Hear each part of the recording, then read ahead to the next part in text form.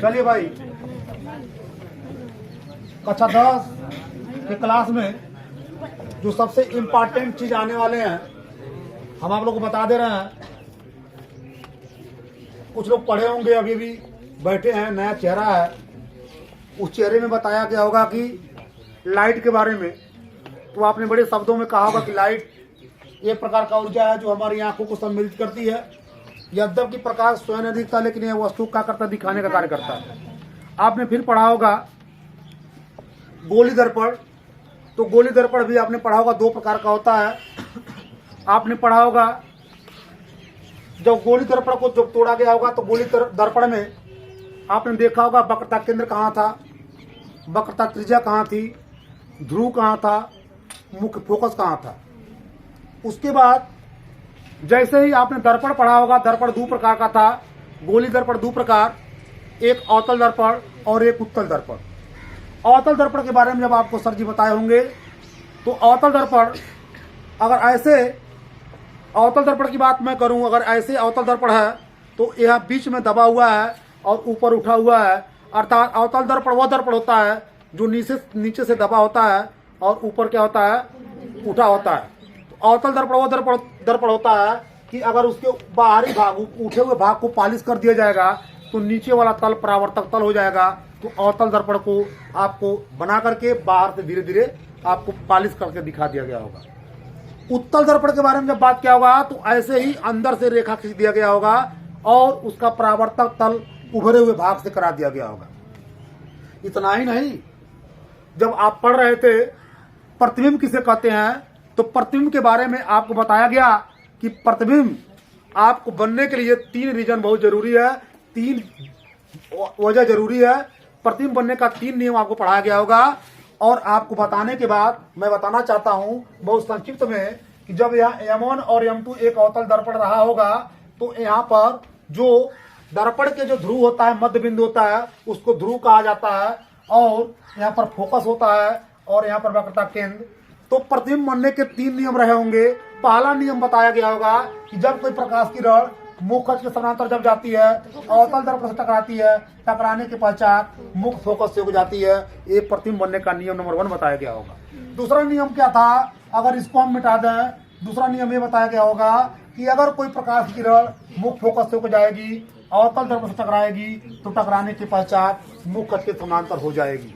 तीसरा नियम बताया गया होगा, जब कोई प्रकाश की किरण आपको वक्रता केंद्र से होकर जाएगी तो जैसे ही टकराएगी, टकराने के पश्चात अपने ही मार्ग में वापस लौटा जाएगी। प्रतिबिंब बनने के इन 3 नियमों को जब आपको पढ़ा दिया गया था तो बताया गया था कि इन 3 नियमों में से किसी 2 नियमों की सहायता से हम किसी भी वस्तु का इमेज बना सकते हैं, प्रतिबिंब बना सकते हैं। तो आपको बताया गया होगा कि जब इस अवतल दर्पण के सामने किसी वस्तु को, ऑब्जेक्ट को O और O' को रखा जाएगा तो 6 कंडीशन आपको बताया गया होगा। पहला कंडीशन जब बताया गया होगा कि जब वस्तु अनंत पर होगा तब क्या होगा, और जब वस्तु अनंत है, अनंत और वक्रता केंद्र के बीच में होगा तब क्या होगा, और जब वस्तु वक्रता केंद्र पर होगा तब क्या होगा, और जब वस्तु वक्रता केंद्र और मुख्य फोकस के बीच में होगा तब क्या होगा, जब वस्तु मुख्य फोकस होगा तब क्या होगा, जब वस्तु ध्रुव और मुख्य फोकस के बीच में रहा होगा तब क्या होगा। आपके 6 कंडीशन बनते हैं। जब वस्तु अवतल दर्पण के सामने अगर अनंत पर होगा तब उसका प्रतिबिंब कैसे बनेगा, जब अनंत और वक्रता केंद्र के बीच में रहेगा तब कैसे बनेगा, वक्रता केंद्र पर वस्तु को रखा जाएगा तब कैसे बनेगा, वक्रता केंद्र और मुख्य फोकस के बीच में। यानी 6 कंडीशन आपको पढ़ाया गया होगा। आपको जैसा कि पढ़ाया गया होगा, जब आपको बताया गया होगा कि अगर मान लीजिए M1 और M2 एक अवतल दर्पण है, अगर एक वस्तु है, अगर O और O' अनंत से, यहाँ पर आपको पता है मुख्य फोकस होता है, वक्रता केंद्र होता है। तो जैसे ही पहला कंडीशन में बताया गया होगा कि जब वस्तु अनंत पर, इनफाइनाइट पर जब रखा जाएगा तो अनंत से चलने वाली 2 आपस में समांतर किरणें रही होंगी।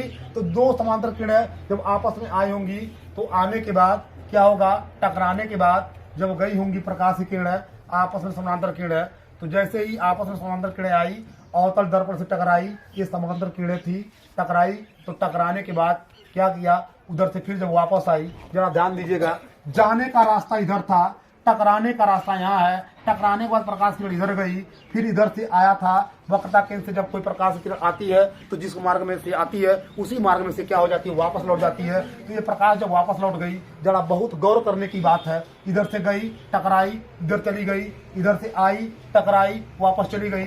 लेकिन ध्यान रखना, ये दोनों परावर्तित किरण है जिस बिंदु पर काटती है उस बिंदु को हमने आई डैश कहा था।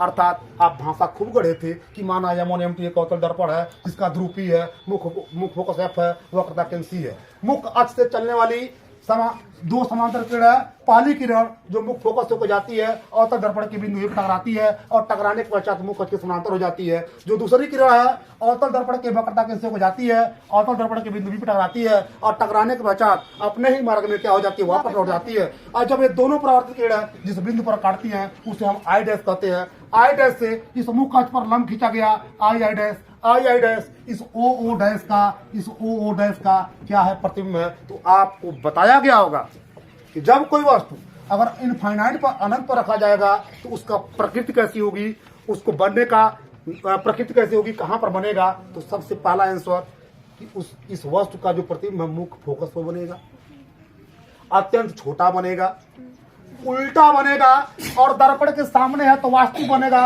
और दर्पण के पीछे है तो आभासी बनेगा।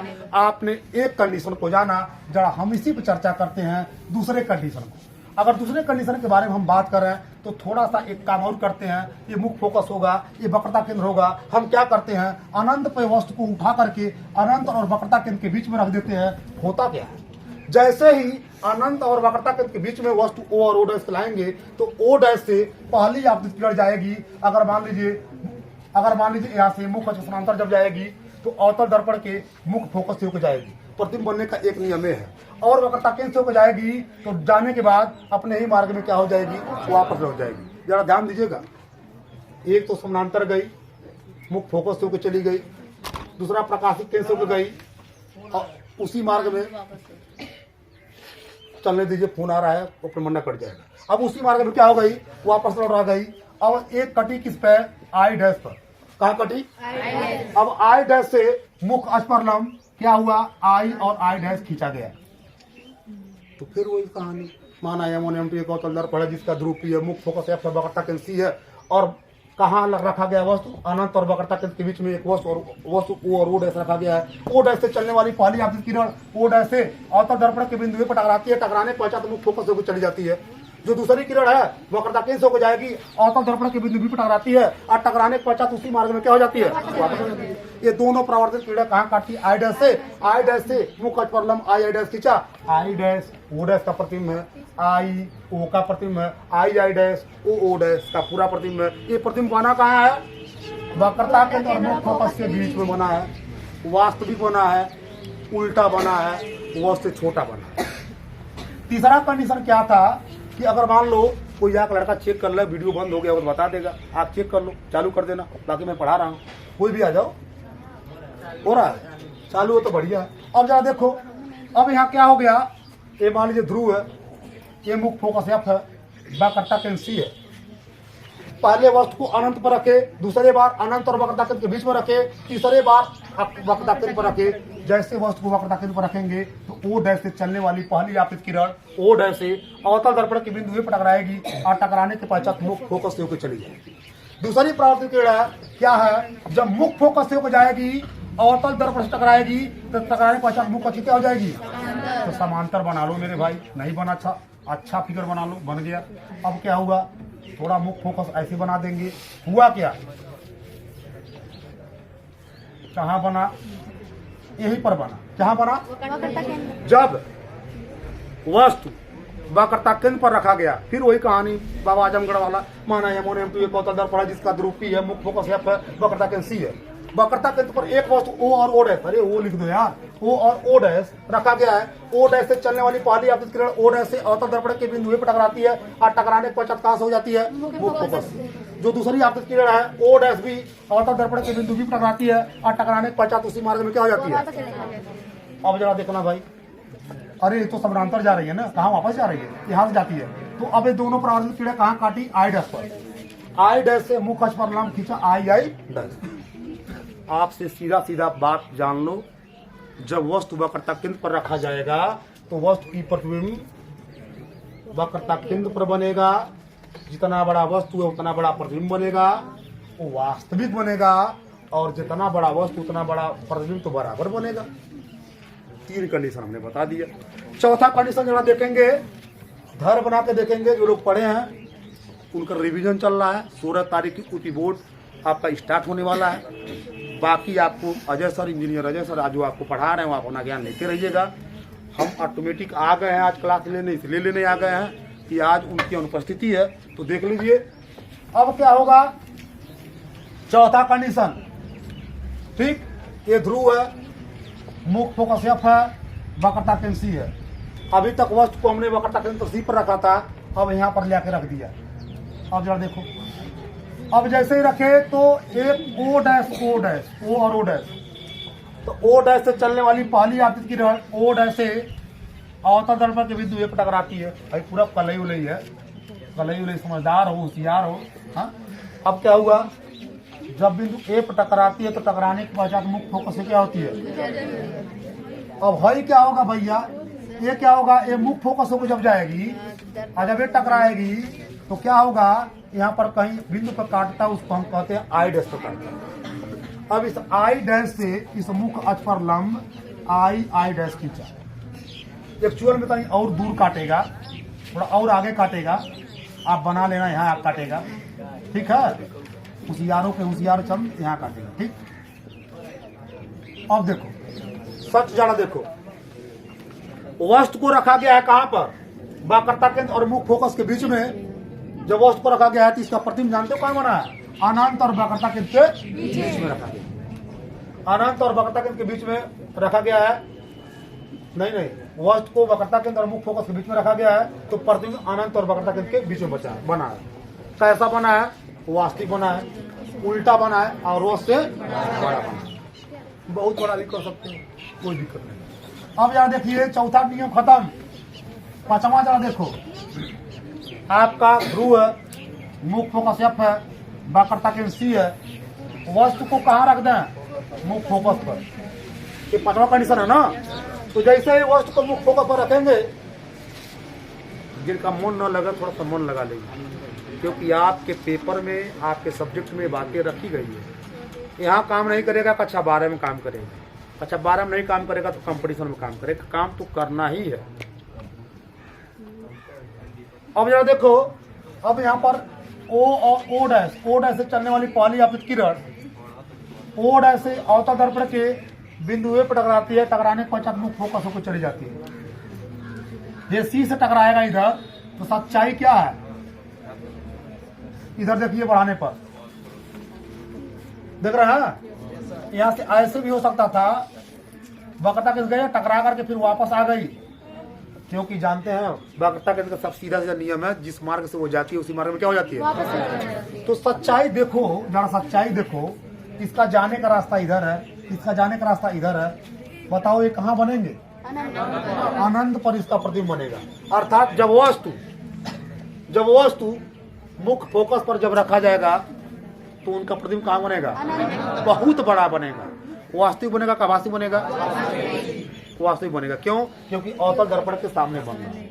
अगला कंडीशन के बारे में बात कर रहा हूं, जो छठवां कंडीशन है। इसके बाद जो बताएंगे वो यूपी बोर्ड में पेपर छपा है और आएगा 6 नंबर का, इसलिए सब लोग ध्यान से देखेंगे। उसी दिन का आपका इंतजार था, उसी समय का आपका इंतजार था, और उस समय आने वाला है कुछ पलों में, कुछ क्षणों में।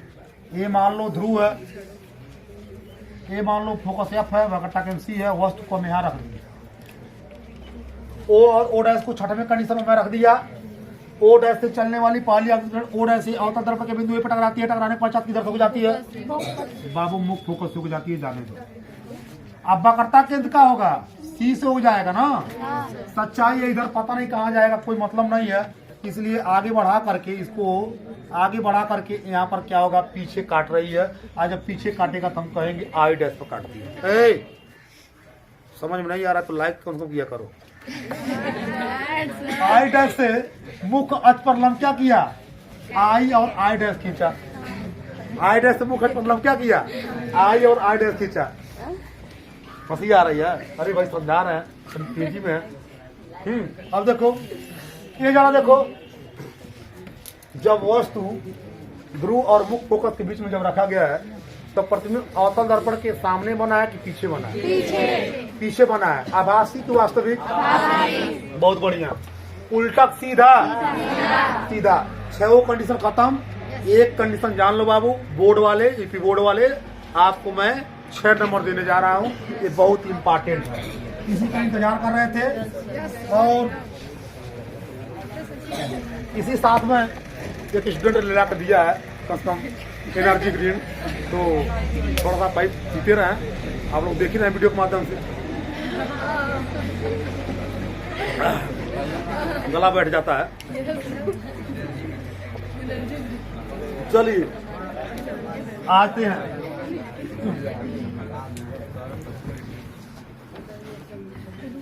अब सजग हो जाइए। अब तक तो छोटी छोटी मगर मोटी बातें थी, लेकिन अब समझना आपको जरूरी है। ध्यान देंगे सब लोग।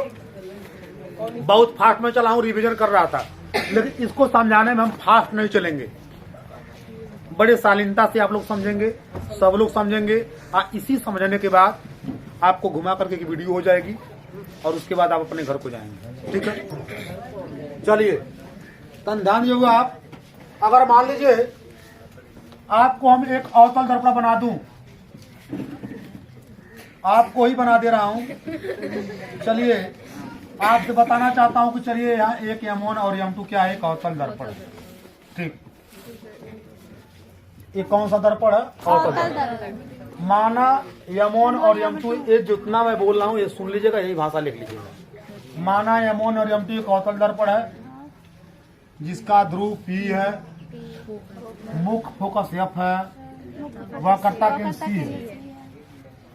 अब मुख्य अक्ष पर एक वस्तु रखा गया है O और O डैश। ये CBSE बोर्ड वालों के लिए भी इम्पोर्टेंट है, हिंदी में बता रहे हैं, देख लेंगे, डेरिवेशन तो अच्छा ही रहेगा। अब जरा देखा जाए कि अगर मान लीजिए O डैश से चलने वाली पहली आपतित किरण O डैश से अवतल दर्पण के बिंदु A पर टकराने के पश्चात अभी देखे आपने मुख फोकस होकर गई थी, और दूसरी किरण अगर यहाँ से वक्रता केंद्र हो जाती है तो उसी मार्ग में क्या हो जाती है? वापस लौट जाती है। देखिए बाबू, ऐसे गई और फिर यहाँ से क्या हो गई? वापस आ गई, ऐसे आ गई। और प्रकाशिक केंद्र से जब भी, प्रकाशिक केंद्र में बोला हूँ, वक्रता केंद्र से जब भी कोई प्रकाश किरण जाती है तो उसी मार्ग में क्या हो जाता है? प्रकाशिक केंद्र भी होता है, आपको लेंस में होता है। इसमें वक्रता केंद्र कहते हैं और उसमें सी को हम क्या कहते हैं? प्रकाशिक केंद्र। जब आपको सर जी पढ़ाएंगे तो आपको बताएंगे। फिलहाल समझ में नहीं आ रहा है ना आप लोग को, तो थोड़ा सा लाइक करो, बताओ, कमेंट करो कि समझ में नहीं आ रहा है। समझ में आ रहा है। समझ में आ रहा है? चलिए तो समझिए जरा ध्यान से। यहाँ पर जिस बिंदु पर काट रहा है, चलो हम आई डैश मान लिए। आई डैश से मुख्य अक्ष पर लंब खींचा, आई और आई डैश। सबको पता, एक मुझे बात बताइए, अगर ये दूरी, ध्यान समझिएगा, अगर ये दूरी 5 मीटर का अगर मान लीजिए एक लाठी है और 2 मीटर यहाँ से लाठी काट दिया जाए तो बताइए इतना कितना मीटर होगा? 3 मीटर होगा। अभी मैं पूछ रहा हूँ, जहाँ जहाँ ले जाना है अभी मैं ले जाऊंगा वहां पे। अब बताओ, अगर मैं इस 5 मीटर लाठी को लाठी मैंने L कह दूं, और यहाँ 2 मीटर काट लियो, इसको हम C कह दूं, तो बताओ ये 3 को क्या कहोगे? कहोगे L-C। सही बोले, क्या कहोगे? बहुत इंपॉर्टेंट बात। अगर मान लो इस लाठी को, समझना बाबू, इस लाठी को यहाँ से यहाँ तक लाठी को हम U कह दें और इस लाठी को हम यहाँ V कह दें, तो बताएंगे इस लाठी का क्या नाम है? U-B। वक्त आएगा, अगर मान लो C, I और यहाँ P हो गया, मैं किसी से पूछूं कि अगर CI का मान बताओ, CI का मान, CI का मतलब ये भाई कि अगर 5 मीटर का लाठी ये है और 2 मीटर लाठी इधर से काट दिया जाए तो यार 3 मीटर होगा, 3 मीटर होगा लाठी, जो भी होगा। तो अब क्या होगा, वैसे मैं कह रहा हूँ अगर इस 3 को निकालना हो तो एक काम करना है। आप क्या कहना, अगर CI का मान निकालना होगा, पीछे वाले लोग ध्यान नहीं दे रहा, बहुत सबको मैं पढ़ा रहा हूँ और मैं मजाक थोड़ी कर रहा हूँ। यूट्यूब चालू कर अब जहाँ भी हैं जैसे भी हैं देखें और पढ़ें, ठीक है। तो ये CI है, CI में से देखो कैसे लिखेंगे हम, PC में से PI को घटा देंगे। क्या घटा देंगे? अगर CI का मान निकालना होगा तो किस में से घटाएंगे? PC में से PI। जैसे 5 था 3 हटा देंगे तो अब तो नहीं निकलेगा। वो इससे घबराइए मत, अभी वक्त आएगा आपको, ये तो थोड़ा बहुत समझाए हम। अब देखिए एक लाइन सुन लीजिए, माना M1 और M2 एक अवतल दर्पण है जिसका ध्रुव P है, मुख्य फोकस F है, वक्रता केंद्र C है। मुख्य अक्ष पर एक वस्तु O और O डैश रखा गया है। O डैश से बड़ा दूर है, O डैश। O डैश से चलने वाली पहली आपतित किरण O डैश से अवतल दर्पण के बिंदु पर टकराती है और टकराने के पश्चात मुख्य फोकस होके चली जाती है। जो दूसरी किरण होती है O डैश B अवतल दर्पण के वक्रता केंद्र से होकर जाती है और जिस मार्ग से जाती है उसी मार्ग में वापस लौट जाती है। ये दोनों प्रवर्तित किरणें I डैश पर काटती हैं। I डैश से मुख्य अक्ष पर लंब I डैश खींचा। और ज्यादा बकवास में लिखने की जरूरत नहीं है, कह देना आप चिन्ह परिपाटी के अनुसार आपतित किरण के विपरीत दिशा में सभी दूरियां ऋणात्मक ली जाती है। किसके अनुसार? चिन्ह परिपाटी के अनुसार आपतित किरण के विपरीत दिशा में सभी दूरियां क्या होती हैं? ऋणात्मक। एक बात तो कन्फर्म है, ये ध्रुव है, ध्रुव से वस्तु की दूरी को हम U से दिखाते हैं। इस पोल से इस वस्तु की दूरी को हम U से दिखाते हैं और ध्रुव से इस प्रतिबिंब की दूरी को मतलब V से दिखाते हैं। अच्छे बताइए, चिन्ह परिपाटी के अनुसार आपतित किरण के विपरीत दिशा में दूरियां ऋणात्मक ली जाती है। इसका मतलब क्या? पीछे इसका मतलब क्या? आपतित किरण इधर से जा रही है और दूरी आप जब भी इधर से नापने की कोशिश करेंगे तो माइनस ले लेंगे, इधर से नापेंगे माइनस, ध्रुव से मुख्य फोकस के बीच की दूरी को भी माइनस, और ध्रुव से प्रतिबिंब की दूरी को तो भी दिखाई दिए। एक मंत्र दे रहे हैं, याद कर लीजिए, F बराबर R/2। वक्त आने पर ये काम देगा। R बराबर हो जाएगा 2F। लंबा कितना हो, लंबा वीडियो होगा, ये तो वीडियो डालेंगे ही डालेंगे। आप ध्यान से देख लें, ये लास्ट चैनल चल रहा है। कुछ लोग बोर हो रहे होंगे तो फिर थोड़ा सा संभाल के अपने आप को बैठिए। देखिए एक काम और करने जा रहा हूँ, यहाँ से लंब गिरा दे रहा हूँ। यहाँ पर AN लंब है, AN क्या है? लंब है। अगर अपने अंतर मन के आंखों से अगर देखने का प्रयास करेंगे तो एक त्रिभुज यहाँ दिखाई दे रहा है, एक त्रिभुज यहाँ दिखाई दे रहा है, एक त्रिभुज यहाँ दिखाई दे रहा है, एक त्रिभुज यहाँ दिखाई दे रहा है। जरा देखो आप, त्रिभुज O डैश OC में और त्रिभुज ICI डैश में, दो त्रिभुज है। तो त्रिभुज O डैश OC तथा त्रिभुज ICI डैश में, ICI डैश में। अब क्या करेंगे भाई, प्रतिबिंब की लंबाई और वस्तु की लंबाई के अनुपात को विकियावर्धन कहते हैं। तो समरूप त्रिभुज का छनाई से पढ़े नहीं पढ़े, समरूप में अनुपात लेंगे तो I डैश बटे O डैश लिख दूं, I डैश बटे O डैश बराबर IC बटे CO, IC बटे CO। ये समीकरण नंबर हो गया 1। फिर देखिए त्रिभुज इसमें और इसमें, किसमें? A, N और P। अच्छा, A, N और F